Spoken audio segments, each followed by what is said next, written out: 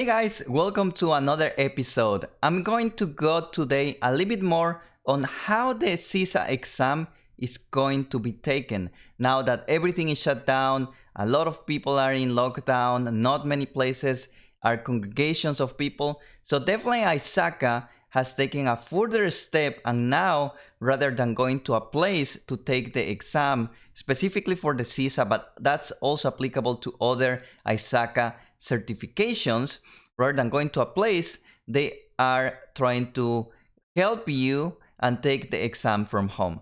As I mentioned before in a few other videos, when I took the CSX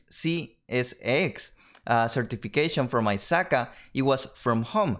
Actually, they have the technology in place, so I was able to take directly online and get that certification. So they're going to be leveraging that same technology that they already use for one of their certifications and expand it to a few other ones. So let's go over here and let's take a look at what are some of the changes that they've done. And if you are planning to take the exam in the next couple of weeks or months, these are some of the things that you should be aware of.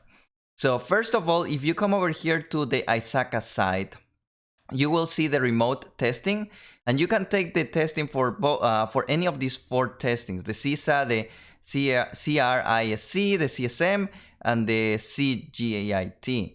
Of course, initially that was only for the CSX certification, as I mentioned before, and that's where it was everything online. You were able to take that certification from your home. So if you come over here, they say beginning mid-April. So check it out when you're planning to schedule your test. If you haven't done so, they probably have sent you a few emails so you actually schedule everything over here. So I'm gonna go over here on some of the details. You can click here on register now. It comes to this site. So the cost of the exam is still the same, haven't changed. It's $575 for members of ISACA members, or if you are not a member, is $760. So once you pay for your exam requirements, you basically have 12 months since the time that you pay until you are able to take the exam. So that means that you don't have to pay right away when you're ready to take the exam. You can pay ahead and later on take the exam. If we come over here, they already have a note over here that related to the COVID-19, ISACA is now making remote proctor certifications available. And you can click here on a scheduling guide, and it actually downloads this PDF.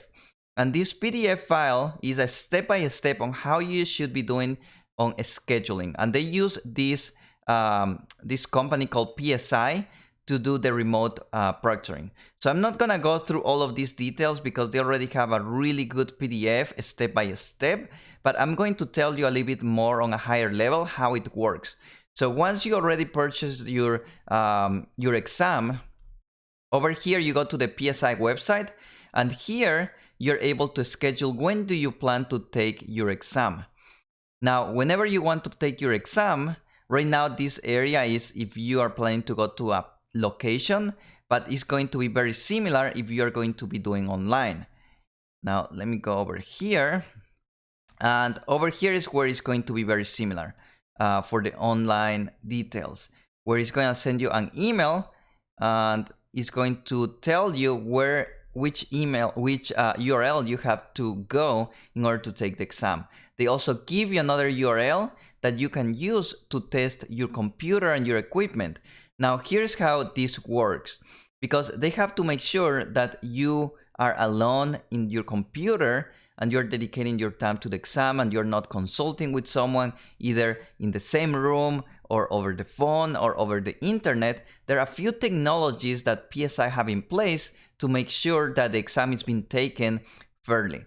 So some of the technologies is that you need to have a webcam because they need to see you basically through the duration of the exam. So if you're gonna be there in the exam sitting down for 4 hours, someone on the other side of the computer is actually gonna see you. And of course, they're probably doing that for several students. They're gonna see that you are not taking your eyes out of your monitor. So it's really easy. Just look at me right now. I'm looking right now at the camera, so it's really easy. Now I'm looking at the monitor, so you can see that, of course, I'm not looking directly at the camera, but you can see that I'm looking at the monitor, or at least somewhere else. But if I want to look at my keyboard, I will have to do something like that. Well, these are multiple choice questions. So it's really rare that you have to look at your keyboard or do something like that. So they can see those type of movements, and you're gonna have a chat over there. Now the chat is not intended that you're gonna be having conversations with this person on the other side. The chat is intended just for them to give you the initial instructions on how to set up your workstation, if we can call it that way, so you're able to take the exam. And then they're not going to talk to you after you basically finish the exam. Or unless they see that you're moving your head around or something, they're going to send you a message saying, hey, stop doing that, or what's going on, you have to focus on your exam. Now, if you're doing that repetitively, probably they're gonna tell you, hey, show us what you're going around, or something is happening, right? Because it's not normal that someone is like, like I'm looking someone over there, or I'm looking down here, as if I were to have a piece of paper or something. Now, because of that, they have to have the webcam, as I mentioned, the technology, and then your computer is also you cannot connect other monitors to your computer. And the application that is going to be installed in your computer is going to monitor that you only have one monitor, so you don't have other windows open. They're going to be able to see your screen, so you're making sure that you're not chatting with someone else, you're not opening documents or something similar. So that's why you have to make sure that you test your technology, because the last thing that you want it to happen is that you're not going to be able to take the exam because of technology issues. The third thing that is going to be available on your computer is the microphone. Microphone is also going to be on, so they can hear anything that you are saying. Now, if you're on an exam, most likely you're not going to say anything, right? So the microphone is open just to make sure that you're not having conversations with someone else, or someone is somewhere there trying to tell you something. So with that, you have to make sure that all of those things are in place. A few other things that happen that are just a little bit weird, if we can call it that way, it's not normal, because you don't do those things when you go to a regular center and take the exam, is that before you start the exam, they're gonna tell you to face the webcam and move your computer around so they can see your basically office or the room that you're planning to take your exam. So one of the things that you have to make sure is that it's empty. No one is inside there. You are the only one in that room, that they can see your desk. So you have to show your desk. Your desk cannot have any type of paper or anything. It has to be clean. And then they're probably gonna tell you to show the floor, just in case, to make sure that there's nothing around the floor. So basically just to make sure they understand that there's no way that you have something around that will aid you on this exam. So that's kind of some of the areas that you have to be aware, as they're trying to go with this, what they call it over here, take your exam from home. Now, definitely that will happen. I don't know for how long they will have it. It could be that this works really perfectly for them, and maybe cost savings for them, or people will have more flexibility, and maybe they continue doing it after all this pandemic and everything. So we'll have to hear from them what they're planning to do. For now, if you're planning to take the exam in the next couple of weeks or months, most likely it's going to be using that technology. So definitely let me know if you have any questions around either the technology or how it feels or looks like. It's definitely a little bit weird, because you're going to be at your home, most likely on your room, taking this exam for 4 hours. So definitely it's a long time. You have to make sure that, hey, no one just open the door, come and distract you or anything. Definitely you have to make sure you just take it as if you were to go to any other place and take an exam. With that, let's go a little bit more into some of the preparations, how you're gonna do to prepare the exam. Now, on one side, you can have what I have over here, the book. You can have the review manual. The review manual, I have over here the latest edition, the 2019 job update. And definitely, yeah, you can come over here and read through all of these material, all these definitions, all of the context and everything. So you know you are understanding what the CISA is looking for. So that's one part of how to study for the CISA. The other part will be the questions. Because even though, let's say, you memorize the entire theory, you know everything back and forth, but you've never done any questions, part of that is train yourself on how to do questions. You have 4 hours to complete 150 questions. Now, when we say 150 questions, it doesn't sound too bad for 4 hours. It sounds like, yes, I'm gonna be able to make it and have more time. Well, I talk with a lot of people, and one of the main reasons why a lot of people fail this exam is because they run out of time. When they look at the clock, they realize that they are not gonna be able to finish the entire exam, and they rush it at the end. When they rush it to the end, basically you're just gonna miss some questions.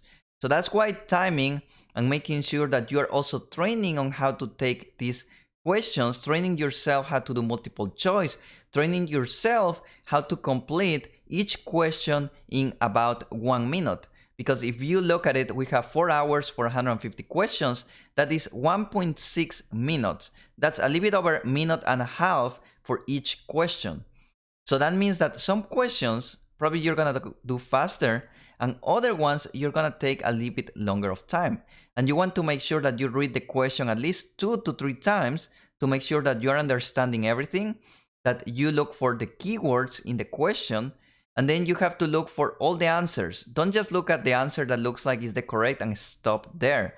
Most of the cases, there's always another answer below that is much better than the previous one. That's why the test is designed that way. They want to make sure that you're paying attention to detail. An auditor is someone who also pays a lot of attention to details, is someone who's taking judgment.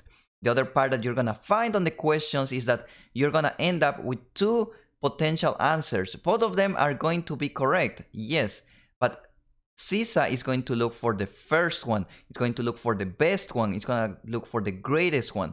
They're going to tell you in the question, hey, what's the first thing that needs to happen over here? What's the greatest concern over there? So that's where you have to make sure that you read all of those areas, and practicing those questions is going to help you time yourself. That's why, let me open over here. That's why I decided to open and give you this online questionnaire database. Basically, it's 1,000 questions, the same questions that I don't have over here the book. So CISA also have the CISA questionnaire. We dumped everything, we got it, all of those details. We complemented with more questions on other areas that are also significant, especially on security, logical access, change management, areas that are a little bit more let's say difficult for a lot of people to comprehend. So we decided to add more details over there. We built this entire database with a little bit over 1,000 questions. And as you can see it over here, we divided the questions in different areas, starting with a self-assessment with 30 questions that is going to help you understand which areas you are struggling. Because you have to also be a little bit smarter when you're studying for this certification. Don't just go over there and study everything. There's always going to be areas that you are good at just because you either have the experience or it's just easy for you to understand and you get all the concepts. But there's going to be other areas that may be harder for you, and you will need more work on those areas, not just reading a material or doing questions, but doing additional understanding on some of those concepts. So that's why over here, I decided to divide everything. If you want to practice by concepts on domains, you can come over here and we have everything from domain 1 to domain 5 on different questions that you can answer. If you want to time yourself and make sure that you have enough time per question, you can come over here by time. And by time, you can have a timing. For example, if I want to do a questions for 1 hour, I will have over here, let's wait until this loads, a little bit slow. So you have 60 minutes to complete 38 questions, which basically is about a minute and a half for each question. So it's going to help you over here to start practicing that timing perspective. Now, of course, once you already have everything in place and you feel that you are ready for the final exam, you can come over here to practice and you can do the 4 hours practice exam.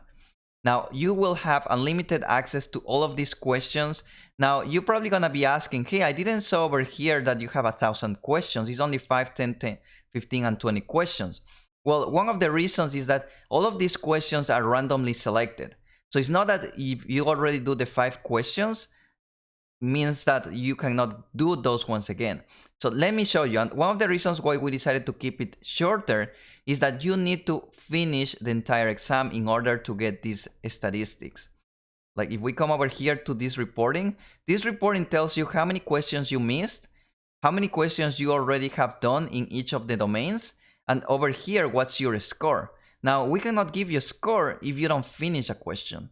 So you can come over here to your domain, and let's say, for example, I just do 5 questions. Now, this is randomly selecting 5 questions out of 151 questions for domain number 1. So that means if I come over here, and I'll do the first round. So let's take a look over here.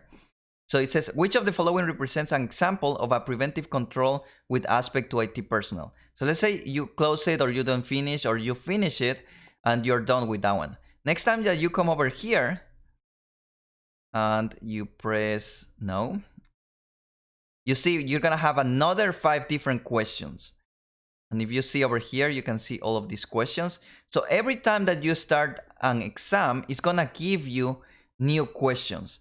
Now, of course, if you have done this one many times, you're getting closer to 151.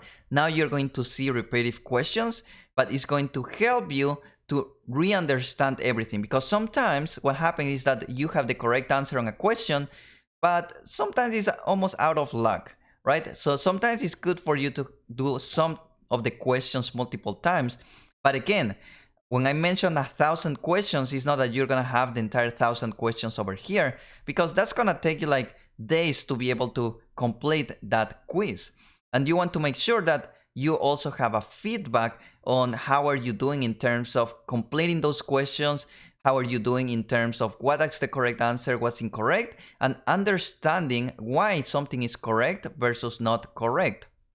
So if we come over here again to the 5 questions, and let's wait again for a few minutes, maybe a few seconds, and I come over here and let's say I select any questions and I submit it, immediately I can see over here if it was correct or incorrect. In this case, it was incorrect.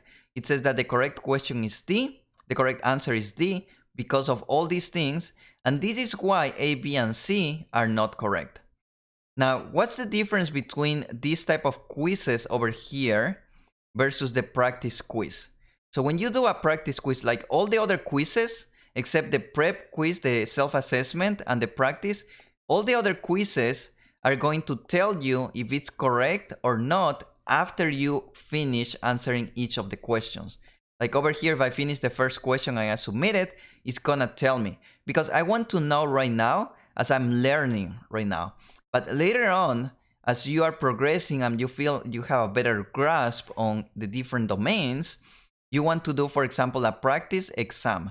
Now, the practice exam, for example, a 1-hour practice exam, is not going to give you the answer right away. You have to finish the entire exam in order for you to have the answers. So let me show you over here.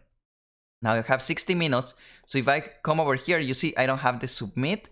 The submit all is over here, but I have to finish first all the questions. So I have to go next, and then I can answer this one, and then go next and answer this other one, and so on. I can come over here to the question list. If I want to skip a question, I can just come over here and answer it, or I can see if I haven't answered any of the questions. So once you finish everything and submit everything, that's when you're gonna have the feedback of which questions were correct and which questions were not correct.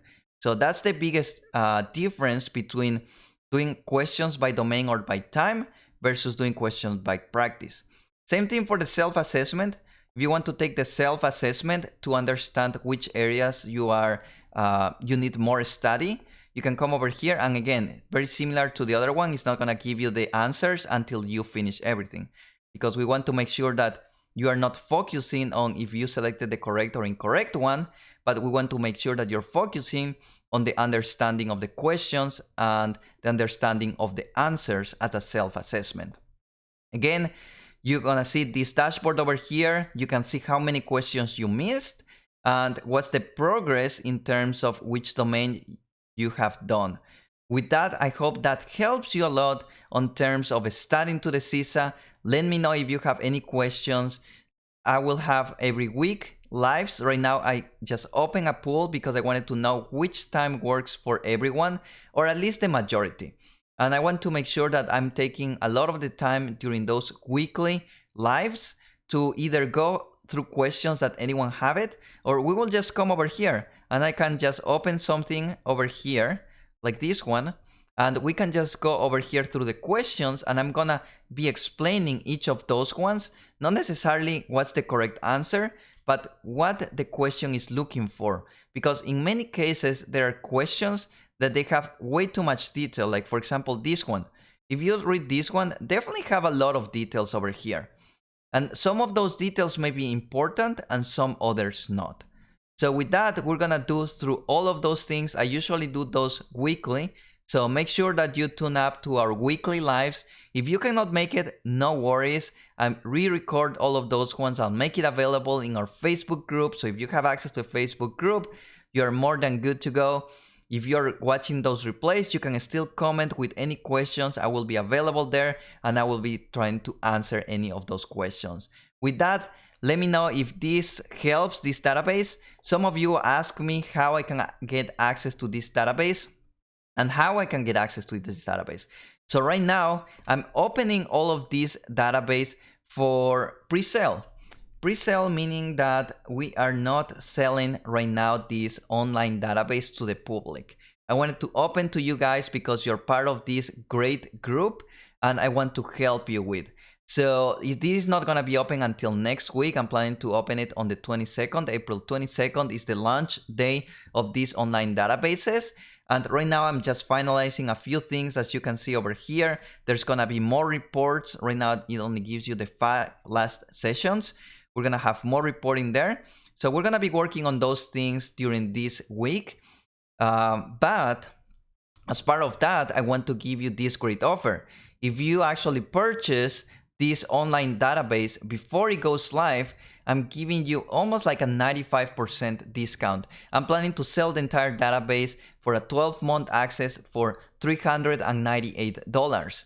Now, I know that some of you already have taken care of this great promotion, and this great promotion starts at $20. Starting from $20, you will have access to my database. Everything that I already show you, you will have access for 12 months. It's not because you are buying it so cheap. I'm not gonna remove any type of access. You're still gonna have access to myself. If you have any questions or doubts why that correct answer is the correct one according to CISA, we can open for discussion and I'm gonna be able to explain you what they are looking for. Now, there is a catch over there. It's not just $20. That's why I said starting $20. That means that it's going to go $1 up every time that someone purchases.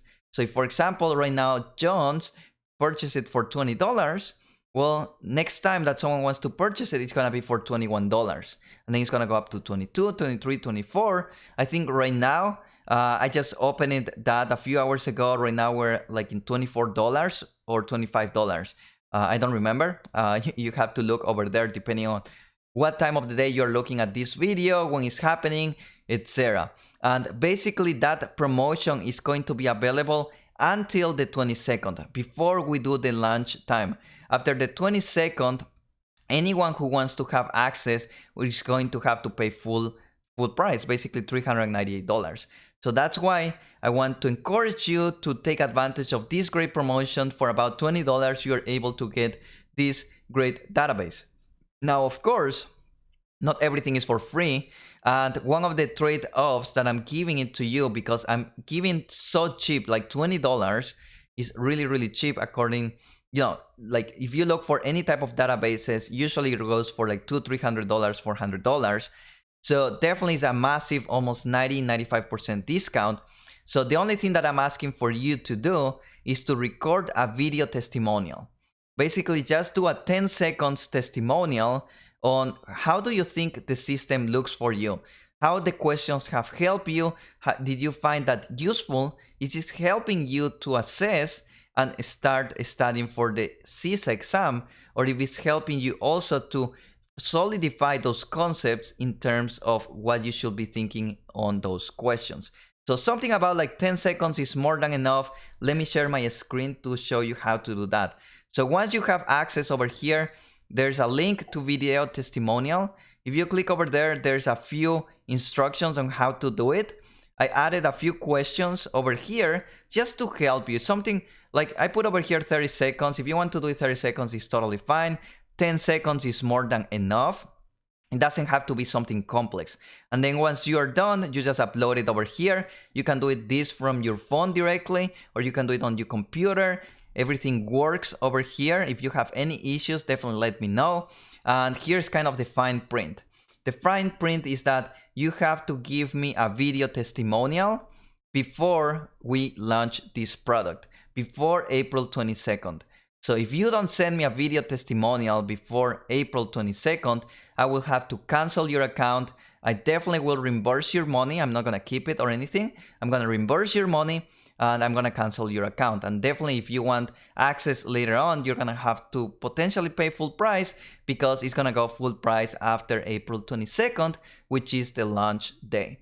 So definitely that's kind of the trade-off. I'm giving to all of you guys almost about $20. You will have access for 12 months. You will have complete access. There's nothing that is out of limit. Everything is unlimited. You can do your questions as many times you want. You have access to all the reports. You have access to our Facebook group. You have access to my weekly lives. If you have any type of issues, you can just contact me directly. I'm available over there.